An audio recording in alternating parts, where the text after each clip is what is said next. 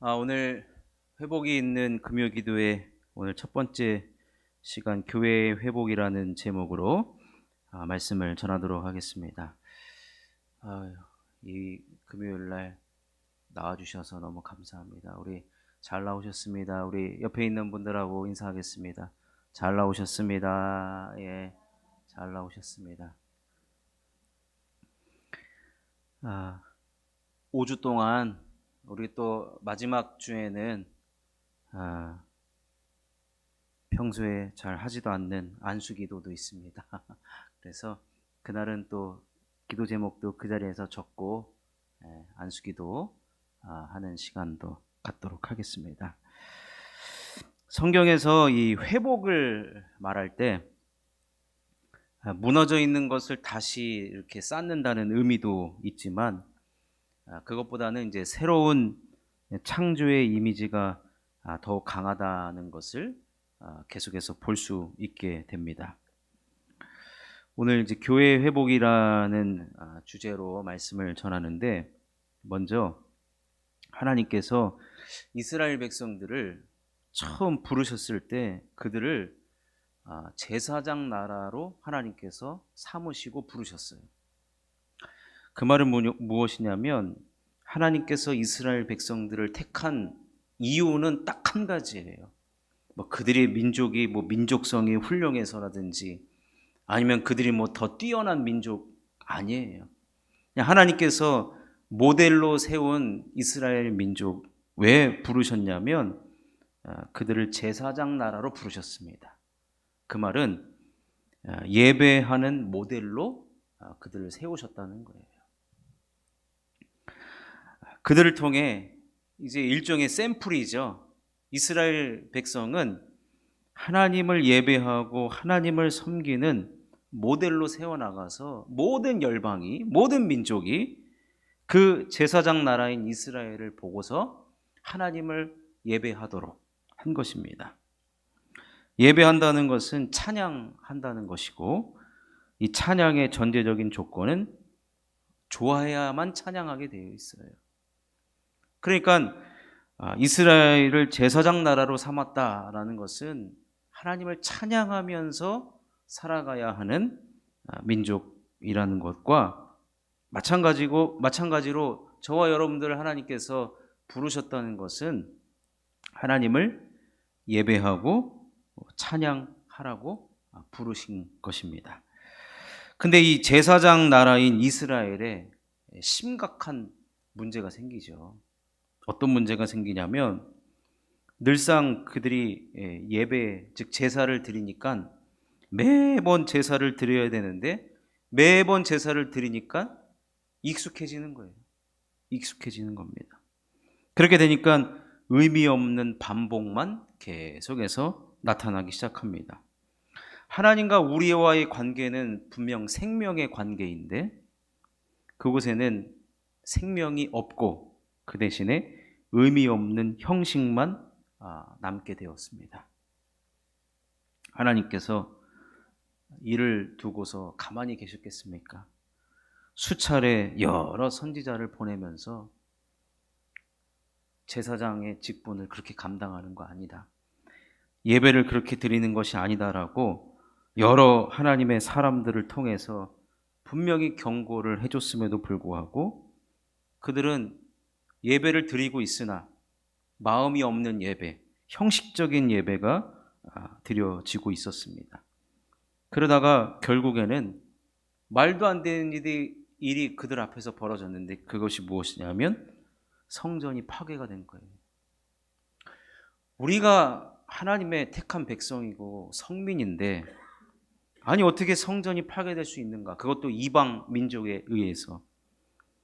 근데 그것뿐만이 아니라 그들이 그 나라까지 뺏기고 포로로 끌려가게 됩니다.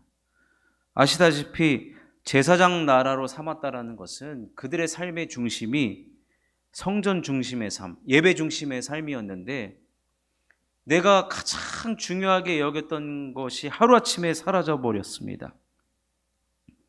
그리고 그들은 거기서 살 수 없고 그들이 그렇게 경멸했던 이방 나라의 포로로 끌려가 버리게 됩니다. 포로로 끌려가는데 무슨 성전이 있습니까? 당연히 예배를 드리지 못했습니다. 그래서 그들이 할 수 있었던 유일한 일은 무엇이냐면 강가에 가면 포로로 끌려온 이스라엘 백성들이 우글우글 바글바글 합니다. 형제들을 만나서 우리가 어쩌다가 이렇게 됐을까? 이미 벌어진 일 가지고 후회한들 뭐 하겠습니까? 그런데 하나님께서도 이방 나라에 하나님 안 계시겠습니까? 그들이 저기서 강가에 서로 부둥켜서 울면서 그때 예배드렸던 그때를 기억하는 그들에게 하나님께서 회복에 대한 말씀을 주십니다. 어떤 말씀을 주시냐? 이 포로 생활 반드시 끝난다. 당시에 이제 70년이죠. 근데 포로 생활이 끝나면 너희들은 이제 고국으로 돌아가게 되는데, 그러면 솔로몬이 지었던 그 성전보다 더 크고 화려하고 웅장한 성전에서 너희들이 하나님 앞에 예배드릴 때 놀라운 하나님이 복을 주시고 다시금 옛날의 그 영광을 되찾아 주겠다라고 하는 그런 회복의 말씀을 환상으로 보여주십니다. 그 환상의 내용이 바로 에스겔서에 기록되고 있습니다. 이 환상을 봤던 또 들었던 이스라엘 사람들이 얼마나 기대감을 갖겠습니까? 그죠? 여러분,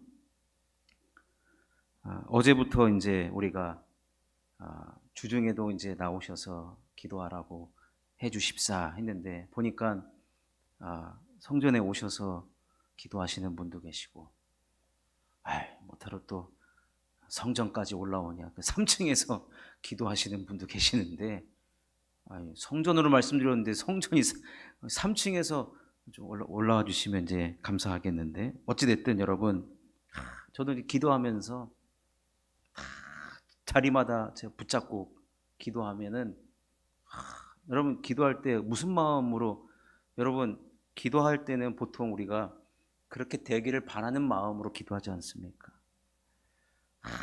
자리마다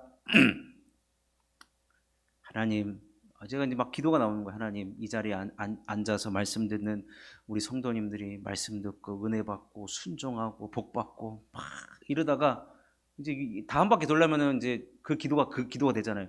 한 이쯤 오면은 하나님, 말씀 듣는 우리 성도님들이 졸지 않게 해주시고 똑바로 쳐다보게 해주시고 막 이렇게 기도한단 말이에요. 그래봤자 이제 이틀밖에 안 됐어요. 5월 1일, 5월 2일밖에 안 됐는데, 그러면서 하나님께서 기도하면 막 빈자리에 손을 놓고 기도하면 빈자리가 다 채워질 것 같은 그런 상상을 하면서 우리가 기도하게 되잖아요. 근데 그건 제 상상이지. 근데 하나님께서 에스겔 선지자를 통해서 이스라엘 백성들에게 이전에 없던 그 새로움과 그 영광과 그 놀라운 일들을 새로운 성전을 통해서 보여주시겠다는 거예요. 하나님 보여주신 환상은 그렇게 된다는 거 아니겠습니까? 그랬더니 그 환상을 본 그 사람들이, 이스라엘 백성들이 얼마나 이 회복에 대한 기대감을 갖느냐 이 말입니다.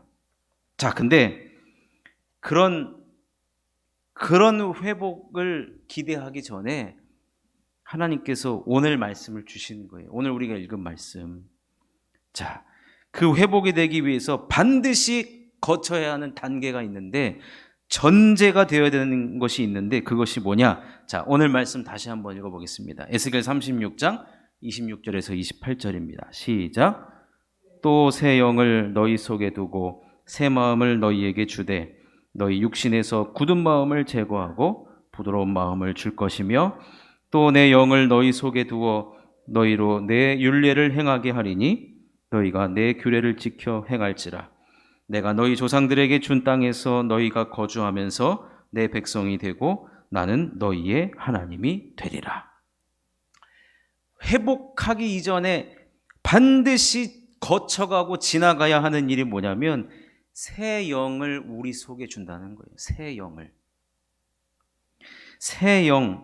영을 우리 속에 두고 새 마음을 우리들에게 주어서, 그럼 우리 안에 뭐가 일어나느냐? 너희 육신에서 굳은 마음이 제거된다는 거예요. 굳은 마음. 그래서 부드러운 마음이 될 것이다 라는 거예요. 여러분, 하나님께서 회복을 주신다고 할 때 가장 먼저 내 마음에 굳은 마음이 제거되어야 되는 거예요. 굳은 마음. 성령으로 새로워진다는 것은 굳은 마음이 제거되는 것이고, 그 굳어진 마음 대신에 부드러운 마음으로 바뀌게 되는 것입니다. 여러분, 굳은 마음이란 뭐냐면, 아까도 설명드렸지만 그냥 생명이 없고 형식만 남은 상태예요. 그냥 교회 가는 날이니까 그냥 늘상 교회가 익숙한 거죠. 교회가 늘 오면 새롭고 기대가 되고 또 생명이 넘치고 그래야 되는데, 이제 교회를 오면 그냥 문화가 돼버린 거예요. 여기 말고 딴 데 갈 데도 없으니까 이제 온 거고, 내가 어렸을 때부터 신앙생활을 해왔기 때문에 당연히 여기 있는 것은 당연한 것이고, 세월이 지나 굳어버릴 대로 굳어버린 마음이에요. 저 말씀 귀에 못이 박히도록 들어왔던 말씀인데, 그런 마음들.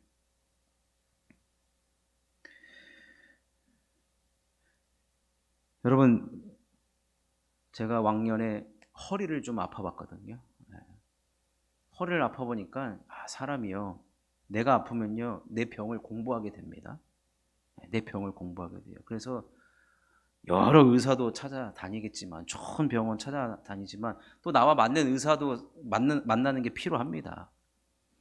근데 제가 허리를 아파보니까, 그래서 공부를 좀 해보니까 대부분 허리 디스크나 뭐 이런 쪽은 다 근육병이에요. 허리 근육병입니다. 허리 근육병. 근데 우리 몸이 되게 하나님께서 신비롭게 만드셨는데, 우리 허리 근육은요 오랜 시간 굳어야만 아프게 되어 있는 근육이에요. 여러분, 이렇게 옛날 학창 시절 때 이렇게 뭐 잘못하면 선생님이 손 들고 있으라 그랬어요. 그러면 여기 근육이 너무 금방 아파요. 그죠? 금방 아파요. 막 금방 아파요. 근데 여기는 또 이제 내리면 또 별로 안 아파져요. 여기 근육과 이제 허리 근육은 다르죠. 허리 근육은 탄탄해야 되기 때문에 장시간 동안 굳어야지만 이제 굳는 근육이에요.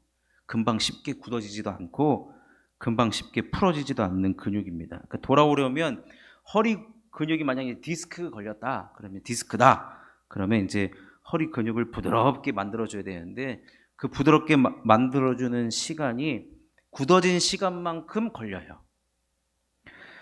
근데 오늘 본문을 보면 분명히 이 굳어진 마음을 지금 하나님께서 말씀하시는데, 굳어진 마음을 제거하고 부드러운 마음은요 성령께서 우리 마음에 오시기만 하면 그만큼 시간이 걸리지 않는다는 거예요. 은혜 받는 건 한순간이라는 거예요. 결국에는 중요한 건 내 안에 새 영이 있느냐 없느냐, 그게 문제예요.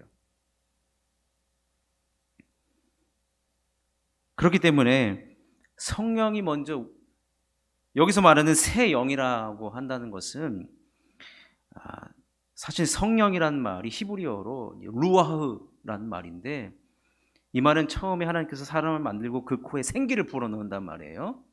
이 생기를 불어넣는 것이 바로 루아흐, 똑같은 성령인데, 결국에는 우리가 이 새 영을 우리 속에 두신다라고 하는 말은 하나님으로부터 끊임없이 내가 새로워지고자 하는, 오늘도 이 기도회를 통하여서 하나님, 이전의 나는 이제는 없습니다. 새로운 내가 오늘 태어나는 날입니다라는 그런 기대를 가지고 있는 자가 바로 굳은 마음이 제거된 사람이고, 부드러운 마음을 가진 자이고, 이전과는 차원이 다른 내가 새로운 예배자가 되기를 소망하는 그런 자에게 성령이 임하고, 그런 자에게 오늘 루아흐, 성령을 여러분 코에다가 불어넣어 주신다는 것입니다. 근데 오늘 말씀을 자세히 다시 한번 보면 결국에는 이 새 영이 우리 속에 두는 것은 오늘 말씀 보니까 내 율례, 내 규례라고 하는 말씀과 관련이 있다는 겁니다. 내가 막 사모한다고 해서 새 영을 받을 수 있는 것도 아니고 여기서 방언 기도한다고 해서 나에게 새 영을 하나님 주신다는 게 아니고 오늘 말씀 보니까 내 율례와 내 규례, 즉 하나님의 말씀을 지키고자 하는 자에게 하나님은 성령을 보내주시고 성령 충만하고 새로운 회복된 예배자의 모습으로 하나님께서 인도해 가신다는 것입니다. 그래서 새 영이 우리 가운데 있고 또 새로워진 예배자 그리고 성령으로 새로워진 사람은요 하나님의 말씀을 듣고 순종하고 거기서 그치는 것이 아니라 실천까지 나아가는 자를 말합니다. 그래서 오늘 말씀해 보니까 또 내 영을 너희 속에 두어 너희로 내 율례를 행하게 하리니 너희가 내 규례를 지켜 행할지라. 따라서 오늘 우리가 말씀을 듣고 여러분 얼마나 요즘에는요 말씀의 기근 시대가 아니에요. 사실은 유튜브만 봐도 여러분 말씀이 엄청 많이 찾아볼 수가 있는 시대인데 여러분 근데 아시잖아요.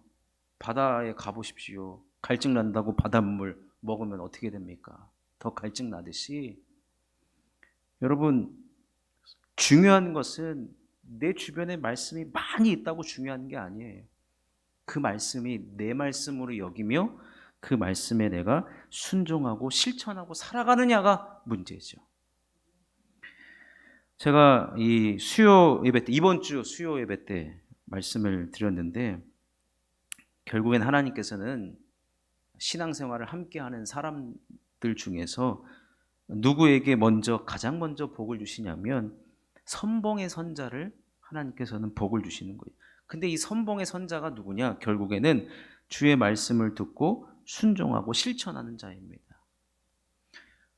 하나님께서 정복을 가나안 땅에 들어가면서 정복을 해야 되는데 하나님께서 내가 이 싸움은 너희들에게 넘겨준 땅이라고 말씀하셨거든요.